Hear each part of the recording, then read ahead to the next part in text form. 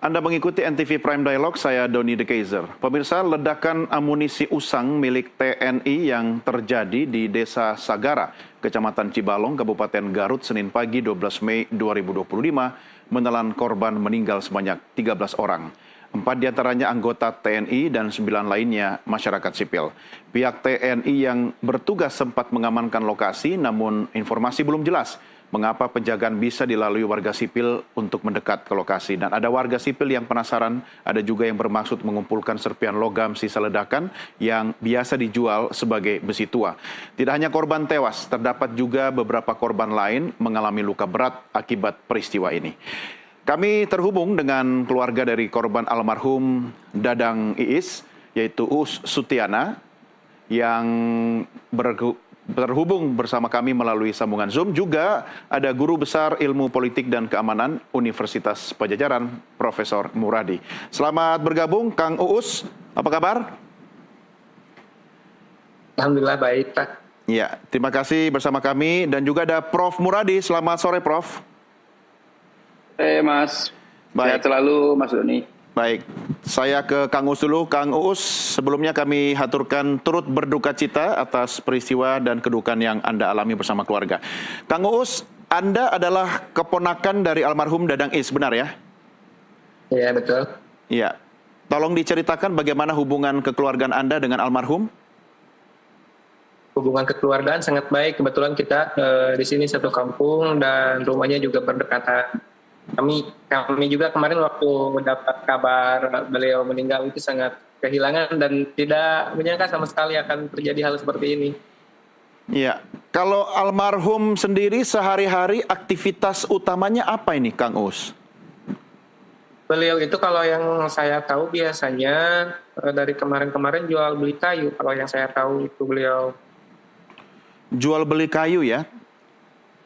Nah, kemudian tiba-tiba almarhum berada di lokasi peledakan amunisi itu, gimana ceritanya, Kang?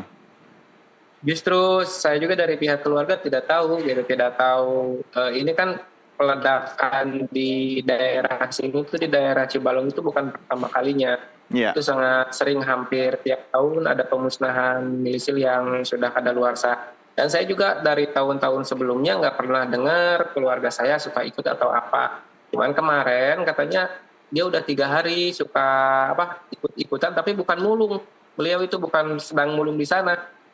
Beredar informasi kalau yang ada di lokasi itu dibayar katanya per harinya. Tapi kalau almarhum Mang Dadang itu sendiri, saya nggak tahu apakah beliau di sana hanya sedang main atau ikut dengan masyarakat yang dipekerjakan itu. Oke. Artinya dari almarhum sendiri tidak ada keterangan kepada keluarga atau mungkin ke Kang Uus terkait dengan kenapa berada di lokasi itu ya, Kang ya? Tidak ada. Apakah sebelum-sebelumnya almarhum juga beberapa kali mungkin berada di lokasi, baik untuk bertemu dengan teman-teman yang mengumpulkan barang-barang yang ada di sana, atau kemungkinan untuk urusan lainnya, Kang? Ya. Bagaimana, Pak? Apakah sebelum-sebelumnya ada pengalaman Kang Uus lihat almarhum itu berada di lokasi yang sama mungkin dengan urusan yang berbeda, Kang? Di lokasi yang sama dengan urusan yang berbeda. Itu kan lokasi khusus peledakan ya? Artinya tidak mungkin berada di situ ya?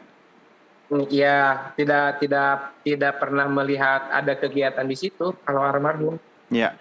Baik, Kang Uus, bagaimana keseharian almarhum, hubungannya dengan keluarga, termasuk dengan Anda dalam kehidupan sehari-hari beraktivitas?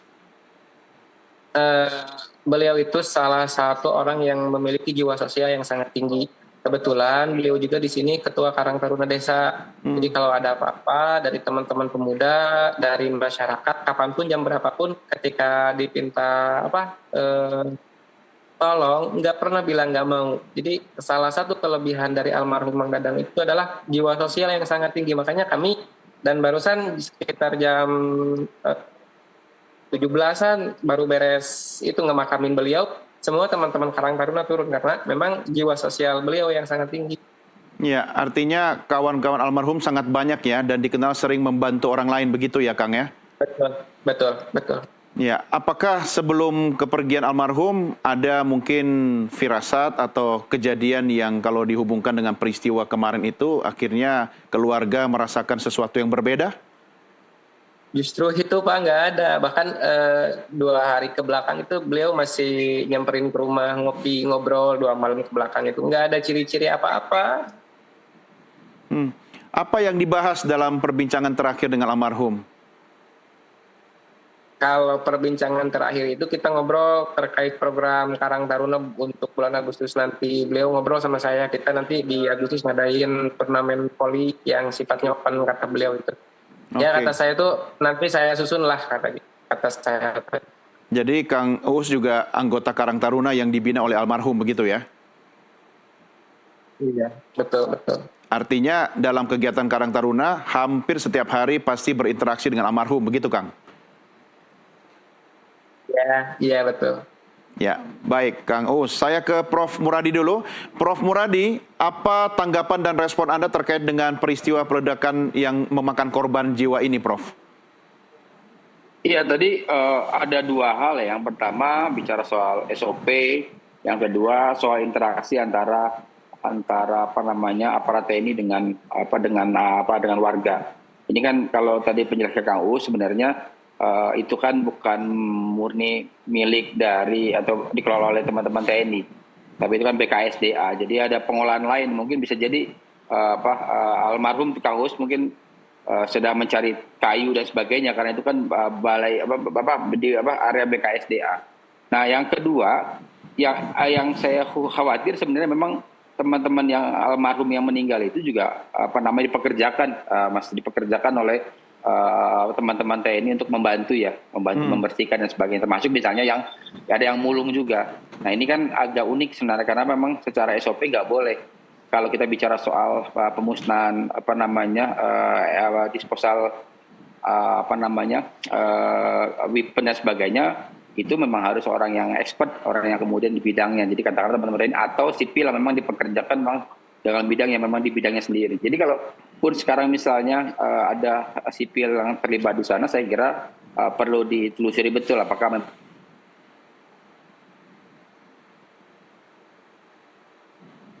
Ya, baik. Saya masih berusaha untuk menghubungi Prof. Muradi, pakar atau guru besar ilmu politik dan keamanan dari Universitas Pajajaran. Hubungan kami melalui sambungan Zoom saat ini mengalami kendala. Saya kembali ke Kang Uus Sutiana. Kang Uus, terkait dengan perbincangan terakhir dengan almarhum, ada rencana untuk menyelenggarakan kegiatan itu harusnya kapan rencananya diadakan itu? Rencananya buat itu kan rutin biasanya setahun sekali diadakan di bulan Agustus. Ya. Kalau untuk acara Karang Taruna. Cuman beliau bilang sama saya, kalau untuk Agustus ini kita coba biarin lah di open, jangan teman-teman lokal doang yang digunain gitu. Oke, berarti nanti biar yang ikut serta bisa lebih besar dan lebih banyak lagi ya, begitu ya Kang ya? Betul, betul. Ya, Kang, ini bukan bermaksud untuk kemudian membuka luka yang belum sembuh, tapi bagaimana kondisi Kang Uus dan keluarga besar setelah almarhum kemudian dimakamkan? Apakah sudah sempat ngobrol-ngobrol lagi mengenang almarhum? Sampai saat ini kita masih, istrinya terutama ya, beliau masih ketika tadi mau dimakamin pingsan beberapa kali. Kalau anaknya yang bungsu si Delepi itu beliau masih kuat ngedampingi bareng sama saya dari kemarin di rumah sakit sampai barusan ikut masuk juga ke liang lahat. Kita nggak bisa ngobrol lebih jauh kalau nggak bisa ngebahas dulu almarhum di rumah. Iya, tapi yang mendampingi keluarga banyak ya? Ada keluarga besar lain atau dari mana?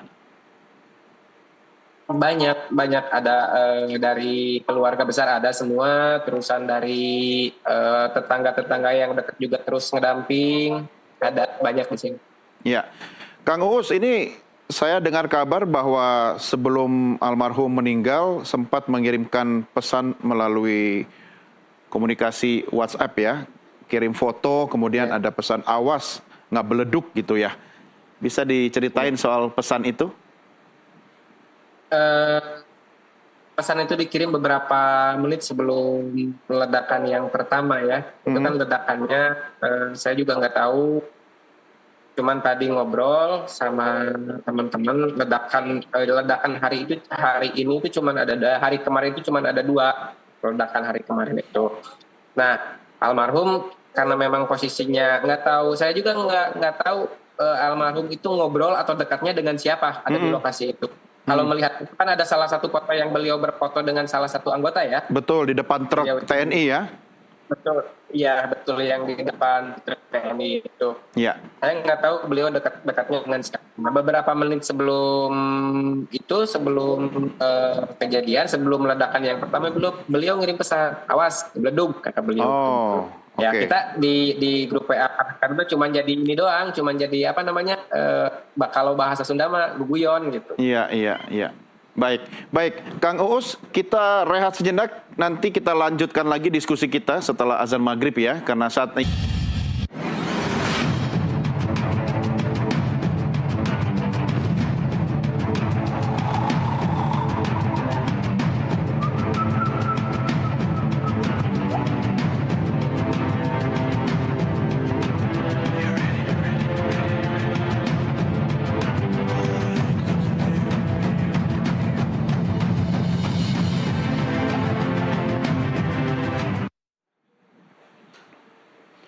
Pemirsa, Gubernur Jawa Barat Deddy Mulyadi akan memberikan dana kerohiman kepada setiap keluarga korban sebesar 50 juta rupiah. Sementara Pangdam 3 Siliwangi memastikan kawasan pemusnahan ledakan di Cibalong, Garut telah steril.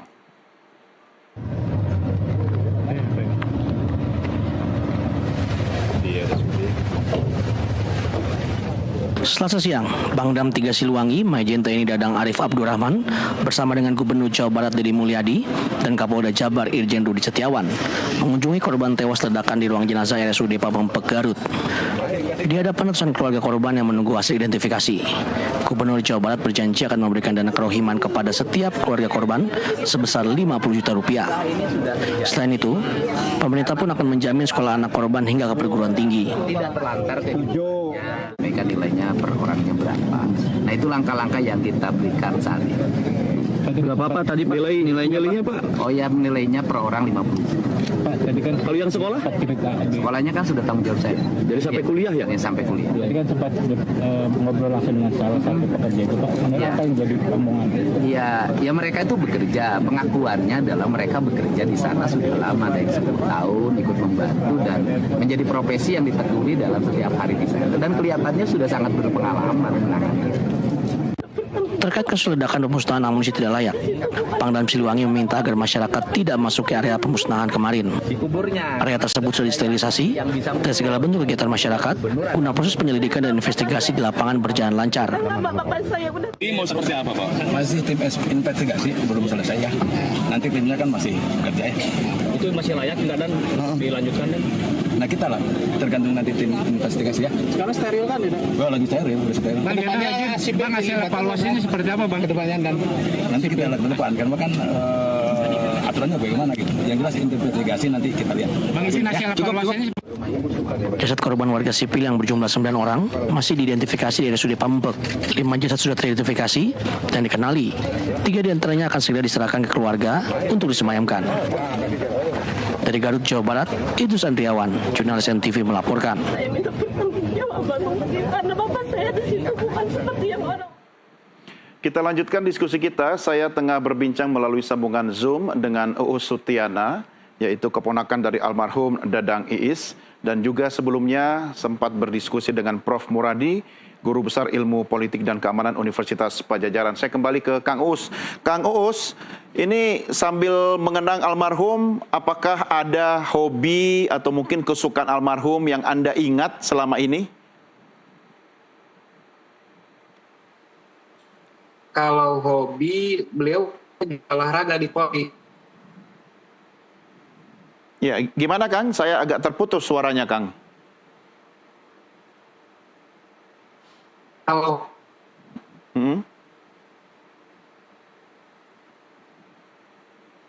Ya, Polri, ya, ya silakan Kang Uus, bisa sering diulang. mungkin cara Ya, pemirsa, hubungan komunikasi saya dengan Uus Sutiana mengalami gangguan. Saya bisa melihat wajah Uus Sutiana tetapi ada kendala pada suara Uus Sutiana. Kami juga masih mencoba menghubungi Prof. Muradi, pakar politik dan keamanan Universitas Padjadjaran, untuk bergabung dalam diskusi pada kesempatan kali ini. Kang Uus, apakah sudah bisa mendengar suara saya?